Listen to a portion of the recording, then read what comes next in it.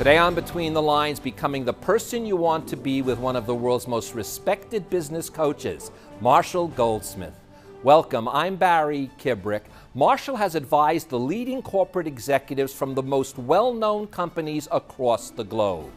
With his book, Triggers, he reveals how we all can overcome obstacles to enact meaningful and lasting change in our lives. I'm a writer today because I was a reader when I was 11 years old, and it was... You do not need to prove your state of happiness to anybody. Most of these speeches were as much as a month in preparation. Characters, the heroes in this book, are seekers of truth in a story that involves a lot of corruption. I don't get a chance to really talk about what's real, and it's the purpose for me.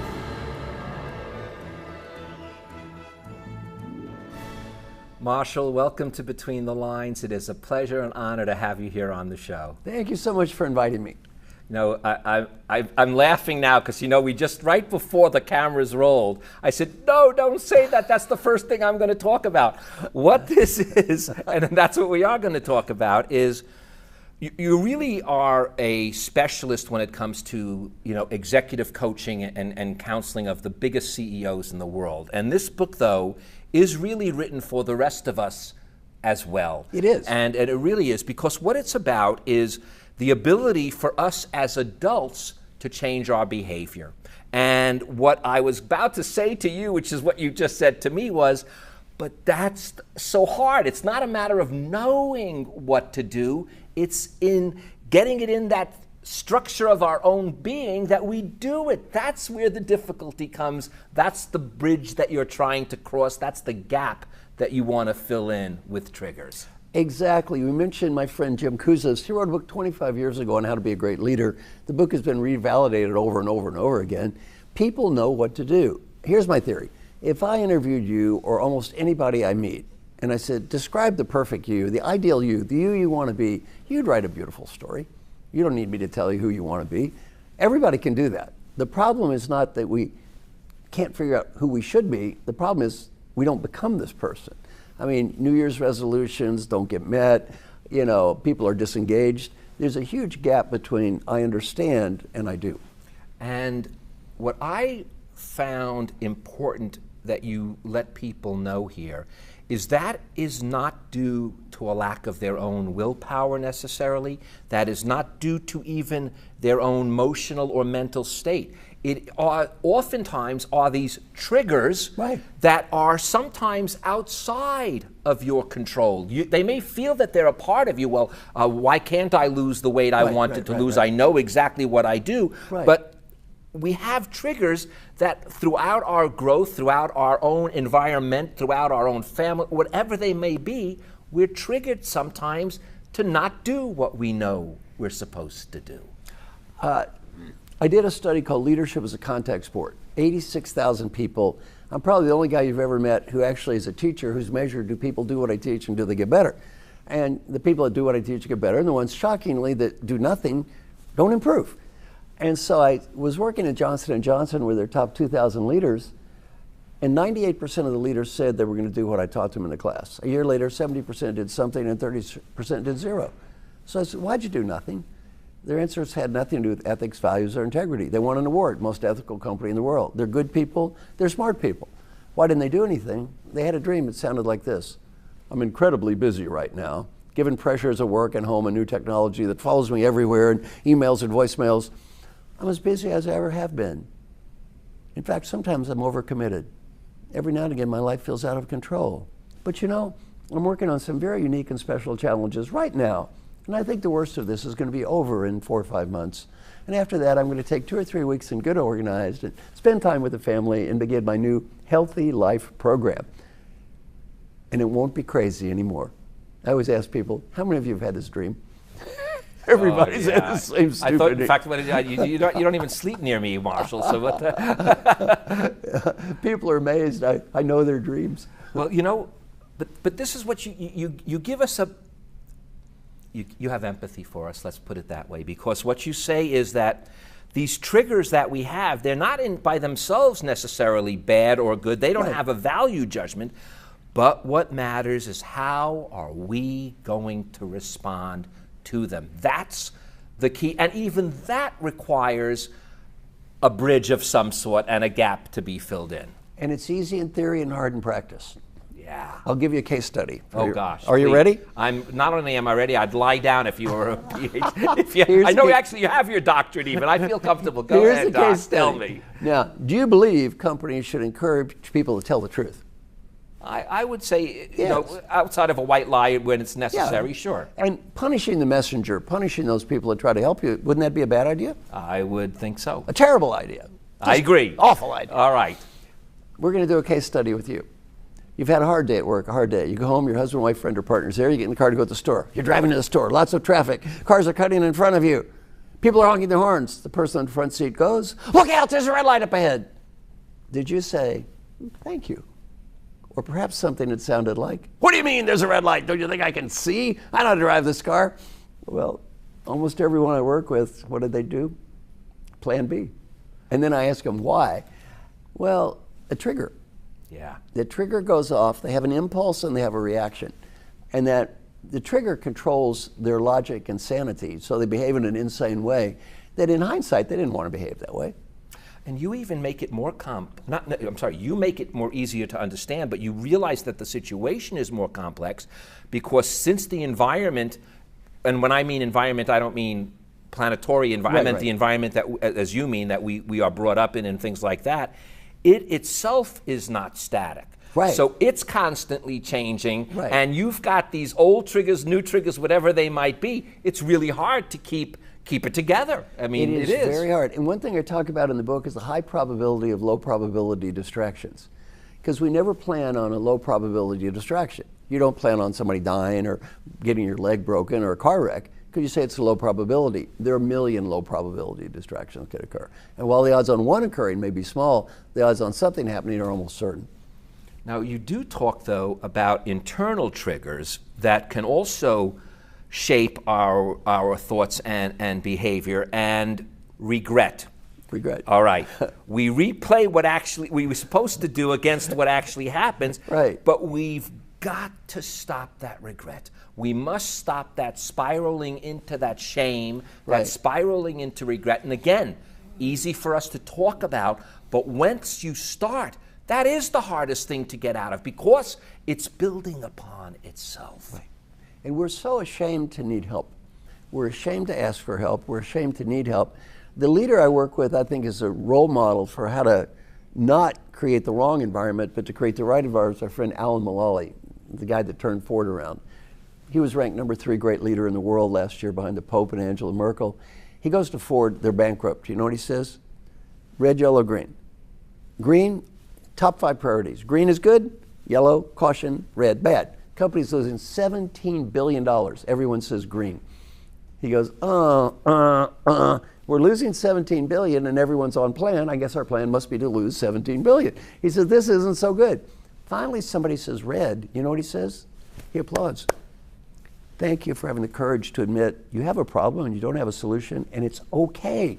You're not going to solve a problem because I yell at you. Well, then they just hide the problem. Alan says, if you have a problem and you don't have a solution, it's okay. You don't have to be ashamed. Let's put it on the table. Let's work together and make it better. In fact, if you do, you will together find the solution. And that's what happened. And if not, as my friend says, it's not really a problem. That's right. Well, and the stock went from 1 to 1840, so they found a lot of solutions. Yeah. Now, though, as you said, though, there still is that difference between understanding and doing. And one of the things that you feel almost, I think it's even stronger. Not that you feel, you know that if you put some structure into it, you don't even need to be disciplined to make the change if you follow the structure.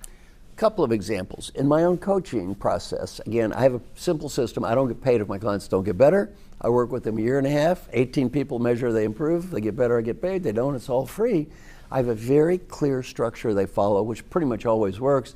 And by the way, I can give your listeners a structure that takes 2 minutes a day, that costs nothing, and it's going to help them get better at almost anything.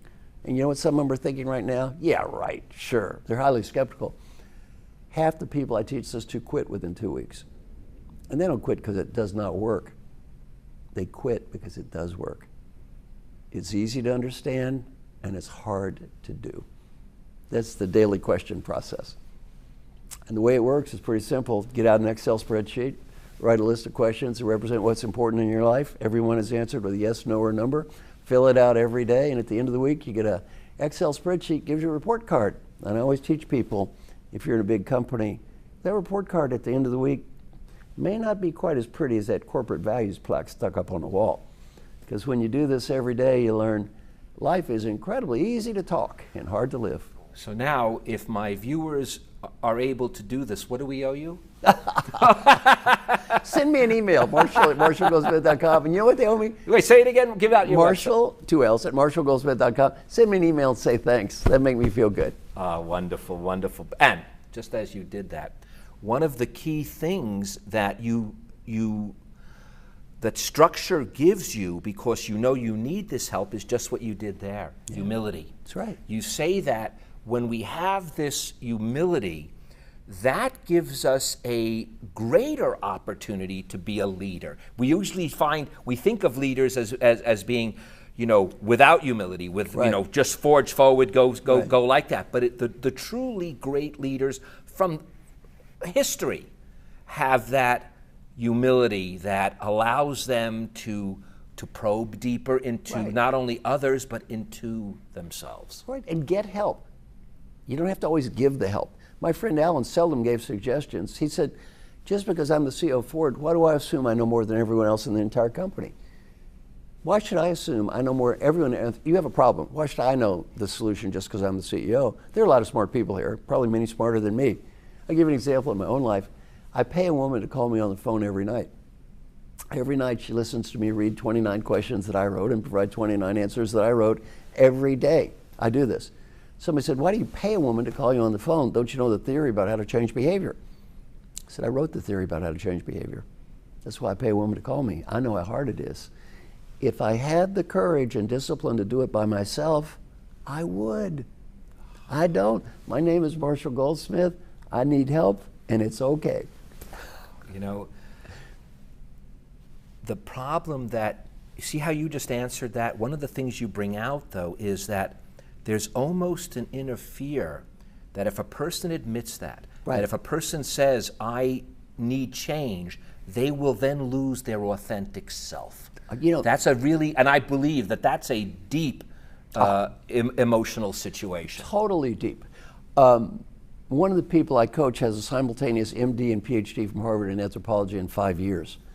I interviewed him in our first coaching session. At an hour, I took notes. I said, in the last hour, you've told me how smart you were 6 times. I read them all back to him. And I said, I'm a little slow. I read your bio. I know you're smart. You didn't have to do that. He was so embarrassed. How deep of a drive do you have to prove you're smart to get a simultaneous MD from Harvard and PhD in anthropology in 5 years? How deep is that crap?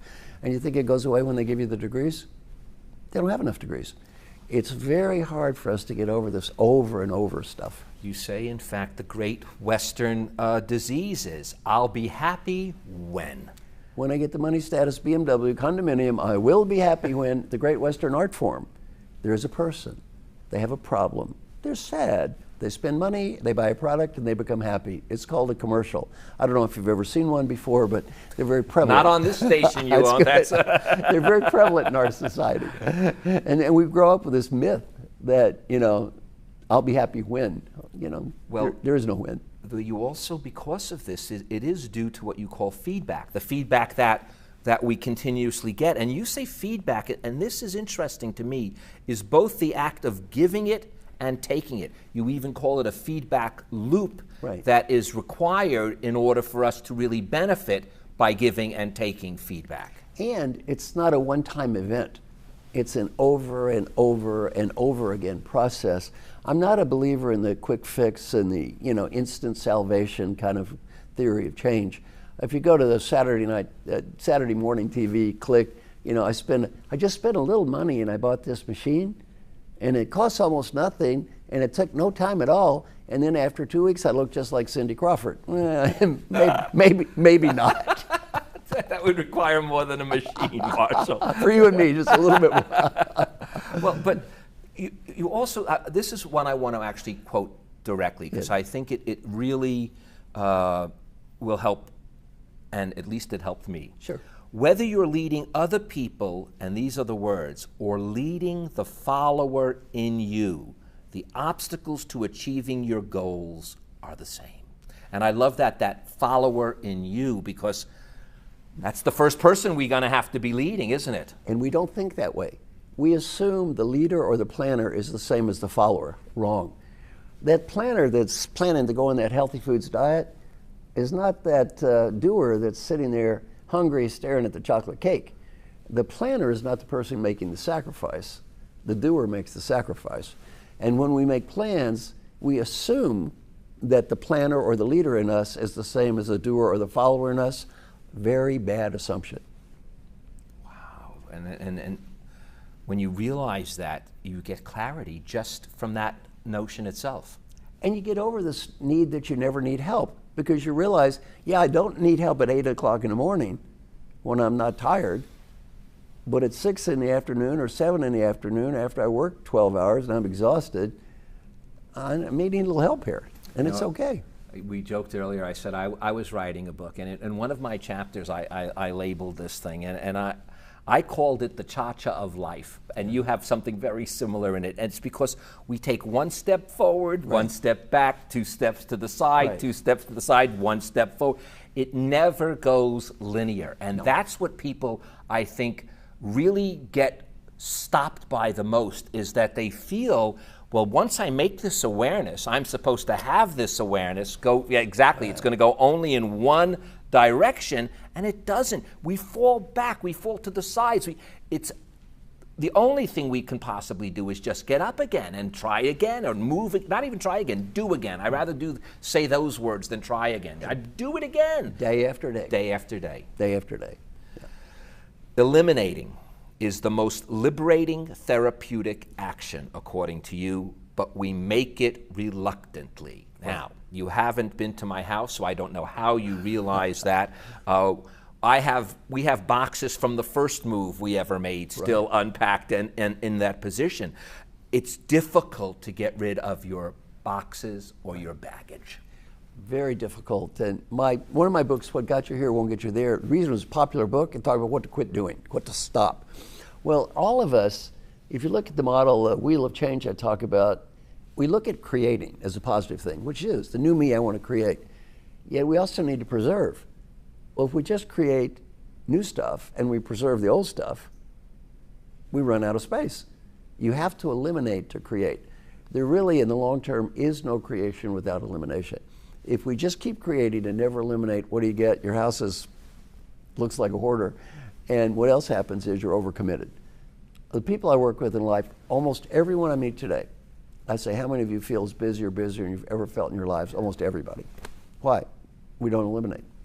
Well, you say, though, you have this word here, accepting is the rare bird in this aviary of change. So even if we don't eliminate, we have to be kind, have to accept, and still eliminate the next day. If we make that list, have someone, have that person call you, whatever it is required that you need to do. But you have to accept. Accepting for many of us is hard. I'm a Buddhist. And to me, a lot of Buddhism is learning about acceptance. And I have a little question in the book I love. Am I willing at this time to make the investment required to make a positive difference on this topic? If the answer is yes, do it. If the answer is no, take a deep breath and let it go. I had the privilege of being on the Peter Drucker Advisory Board for 10 years. He said, our mission in life is to make a positive difference, not to prove how smart we are and not to prove how right we are. Well, most of us don't understand that. We get so lost in proving we're smart or right, we forget, why am I doing this? Why? And when we do forget, you say there's a magic move, and it's called apologizing. Right. Apology is where behavioral change begins. I have always felt a strong relationship with the word apology, because you almost, obviously if you overdo anything, everything is within moderation, but it's so liberating to apologize and then move on. Well, you know what? We all make mistakes. It's okay. And what should I do when I make a mistake? Apologize. And if I feel like blaming someone for my mistakes, who is probably the best person for me to blame for my mistakes? That would be me. I'm proud of something in the book. 27 CEOs endorsed that book. These are very successful people. Coaching used to be something that was seen as for losers. If you had a coach, that meant you must have problems or something wrong with you. You must be a kind of loser. Well, if you look at those names, they're not losers. They're all big winners. What I love about what I've really tried to do for 30 years is create an environment that says it's okay to ask for help. It doesn't mean you're a loser. It means you're a smart person who's trying to get better. What I love about 27 people, they all ask for help, and they're not ashamed to put their name on the book and say they asked for help. Well, you know, you also, the help they ask, you take it even a step further. It's not only those daily questions that you say, but you break them down, if you really need to, on an hourly basis. And literally, that is how it can almost become habitual. Right. And you know, I talk in the book about the active questions, which I love. That came from my daughter, Kelly. My daughter, Kelly's a professor at the Kellogg School of Northwestern, so this came from her. And she taught me about active questions, and they all start with, did I do my best to? And one of them is be happy and find meaning and build relationships and be engaged. And I have a case study I use in my classes. I say, imagine you had to go to a boring meeting, stupid PowerPoint slides, you don't want to go, you're dreading it's going to last for an hour. Then I ask people, now imagine at the end of the meeting, if you're going to ask these 4 questions, did I do my best to be happy, find meaning, build relationships and be engaged? Give me one thing you do different. I've asked 100,000 people this question. Everyone has told me things they do different. No one said I do nothing different. Then you know what I say? Do that. Oh. You know why? That meeting, that's your life. The real loser in that meeting is not the company or the customer. If you're bitter, cynical, angry for that hour, it's your hour. You just wasted 1 hour of your life. Here's a message that, and I think, and again, I looked at those CEOs that wrote about this. They are from the biggest companies in the world. And yet, this is right near the end of the book, and you would think that none of them would feel this way. And that is the words good enough. Right. Sometimes good enough is really good enough. Right. And sometimes it's not. And that's what's the decision. When is good enough, and when is good enough, not good enough? And I think that goes back to regret. Look at what's really important in your life. If it's really important, then maybe that good enough isn't good enough. If it's something that's not that critical to your future, it's not part of who you want to be, good enough could be more than good enough. It still requires integrity, virtue, and character. It's bizarre that so many people now are finally, I'm Right. thankful of realizing that, because when you don't put those things in front of everything else, Right. everything else falls by the wayside. You know, even if you do have integrity and character, it still takes discipline. Let me give you a case study from the book. Well, wait, or structure, am I correct? And structure. Because structure, as you say, you can use it without even the discipline if you structure it correctly. If you have enough structure, it'll help you. Why do I do what I do? Because I need help. I'm not ashamed of it. You need that kind of structure, and we almost all do. I'll speak for myself. I need help. Most of I have a thing I do in class. I say, how many of you need to be a better listener? I did this last night. Some guy raised his hand. I said, how many years have you been needing to be a better listener? He said, oh, about 40. I said, raise your hand and repeat after me. My name is John. I have not been improved on being a listener for 40 years. It's highly unlikely I will get better by myself next week. My name is John. I need help, and it's okay. Why should we believe if we haven't done something for 40 years, we're going to start getting better next week? You're not going to get better next week. Get some help, and it's okay. Don't be ashamed. It's okay. Was it? I think it was in your book. Now I have to remember, because was it in your book where? Yes, it was. It was.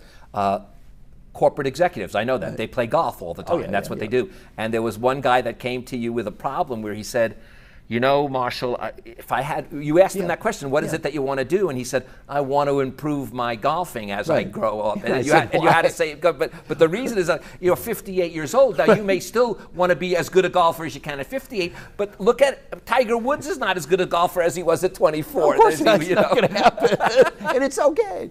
Why don't you just go have some fun? Just go out there and have some fun, right? And in fact, it was taking away the time that he thought was important, from spending it with his wife. From his family. Yeah, exactly. Marshall, Well, obviously, not only I, but 26 of the biggest executives in the world can talk to you forever, and I did not have to pay, even though I am benefiting tremendously. I am going to end with your words, though. Fate is the hand of cards we've been dealt. Choice is how we play the hand. Thank you, Marshall, for helping us become better card players. Thank you very much. It's my pleasure, and thank you guys for joining us. Now, before Marshall leaves, I'd like to leave you with these few more words from Triggers.